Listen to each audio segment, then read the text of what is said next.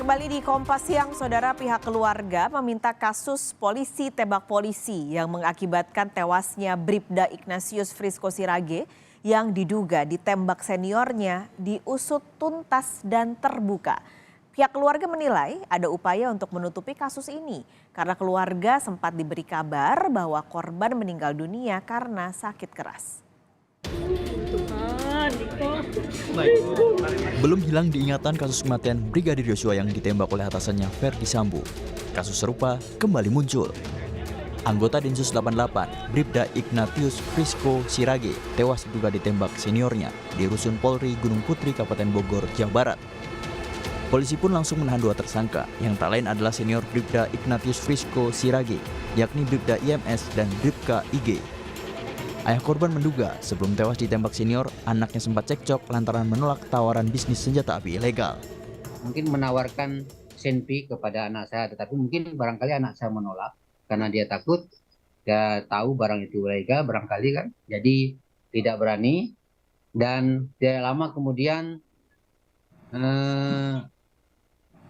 si pelaku ini mengambil senpi di tasnya dan senpi itu meledak mengenai leher anak saya sampai tembus di bawah telinga.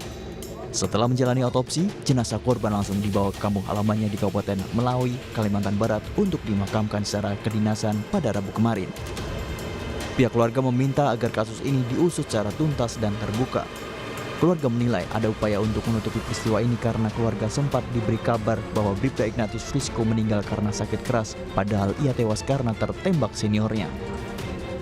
Pada hari Minggu, orang tua dari korban mendapatkan telepon dari Mabes Polri bahwa anaknya mengalami sakit keras, begitu ya, sehingga diminta untuk datang ke Jakarta.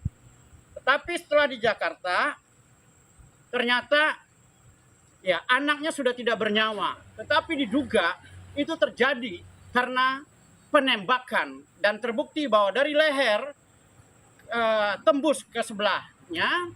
Oleh sebab itu kami sebagai ketua tim hukum dari pihak keluarga minta kasus ini diungkap dan terbuka, jangan ada ditutupi. Sementara itu, pengamat forensik Reza Indragiri menyebut perlu ada investigasi di luar instansi kepolisian untuk menghindari keraguan-keraguan publik seperti peristiwa tewasnya Brigadir Yosua yang terjadi beberapa waktu lalu. Kita punya kepentingan untuk mendorong pihak kepolisian agar Blue Curtain Code atau kecenderungan menutup-nutupi kesalahan sejawat ini tidak berlangsung dalam investigasi kasus meninggalnya personil polisi di wilayah Bogor. Oleh karena itu, penting bagi polisi untuk mempertimbangkan untuk kasus-kasus yang menarik perhatian publik dan mengundang skeptisisme besar dari keluarga korban, patut dipertimbangkan untuk membentuk tim investigasi yang melibatkan pihak eksternal. Bribda Ignatius Dwi Frisko Sirage, anggota Densus 88, tewas ditembak seniornya pada Minggu dini hari, tepatnya 23 Juli lalu. Hingga kini polisi belum mengungkap motif penembakan, namun polisi menduga korban tewas tertembak akibat kelalaian dua tersangka. Karena ada unsur kelalaian, kedua tersangka kini dijerat hukum pidana dan kode etik. Tim Liputan, Kompas TV. Sebelum meninggal dunia, Bribda Ignatius Frisko Sirage sempat mengirimkan pesan kepada sang kekasih. Dalam chat terakhirnya, almarhum berpesan kepada kekasihnya untuk selalu menjaga kesehatan. Tewasnya Bribda Ignatius Frisko Sirage meninggalkan duka mendalam bagi keluarga dan sang pacar, Claudia Tessa. Claudia bercerita selama menjalani hubungan jarak jauh, komunikasi dengan almarhum berjalan dengan baik. Claudia menyebut di tengah kesibukannya melaksanakan tugas, Ignatius selalu memberi kabar.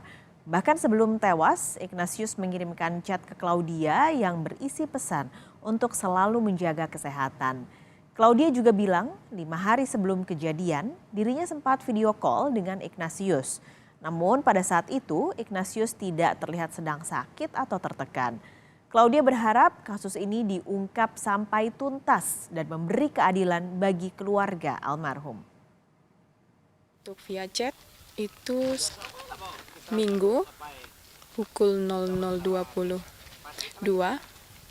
sebelum kejadian. Itu chatnya seperti apa sih mungkin? Chat seperti untuk istirahat, menyuruh istirahat. Terakhir chatnya juga menyuruh untuk selalu jaga kesehatan, itu aja. Seperti biasa sih, seperti biasa kami mengobrolkan, kondisinya sehat-sehat aja. Tidak ada mengeluh atau apa yang itu waktu saat itu tidak ada. Perkembangan informasi soal tewasnya Bribda Ignatius Frisko Sirage yang diduga ditembak seniornya akan disampaikan jurnalis Kompas TV Doris Pardede dari Melawi, Kalimantan Barat. Doris, Densus 88 Anti Teror Polri ini mengklaim kematian korban disebabkan oleh kelalaian ada 2 tersangka. Bagaimana tanggapan pihak keluarga, Doris? Ya, terima kasih untuk yang di studio. Jadi saat ini kami memang sedang berada di Melawi, Kalimantan Barat. Jadi tadi memang menanyakan lagi bagaimana kasus dan update dari penanganan kasus ini dari sisi hukumnya. Dan pihak keluarga tadi menyatakan memang kasus ini sepenuhnya sudah diserahkan kepada LBH yang dari Jakarta dan juga dibantu sama Hotman Paris 911 katanya. Dan memang kami juga menanyakan tadi apakah sampai hari ini sudah ada update terbaru terkait dengan penanganan kasus ini, dan pihak keluarga menyatakan memang sampai saat ini setelah pemakaman almarhum memang belum ada.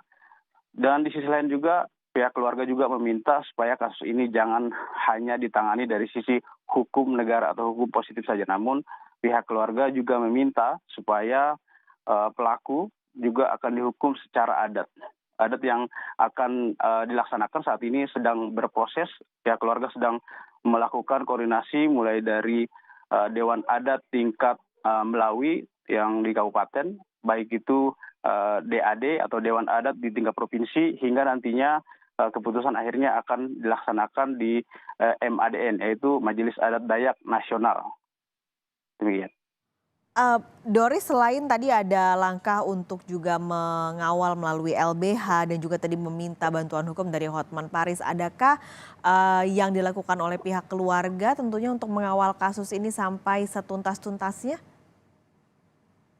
Ya, mohon maaf mungkin kurang jelas. Doris, jadi tadi Anda sudah sampaikan bahwa ini juga mengawal melalui LBH dan juga melalui bantuan dari Hotman Paris. Tapi adakah yang dilakukan oleh pihak keluarga juga untuk mengawal kasus ini diusut sampai tuntas, Doris? Ya, itu yang menjadi harapan dari pihak keluarga.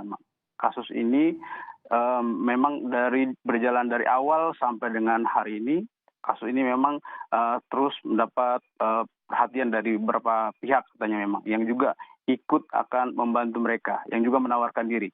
Namun melihat proses ini masih terus berjalan dan pihak keluarga masih tetap memakai jasa dan LBH yang sejak awal membantu mereka. Dan memang harapannya kasus ini supaya bisa dilaksanakan setransparan mungkin dan mendapat keadilan untuk keluarga yang ditinggalkan. Demikian. Baik, terima kasih Doris Pardede melaporkan langsung dari Melawi, Kalimantan Barat.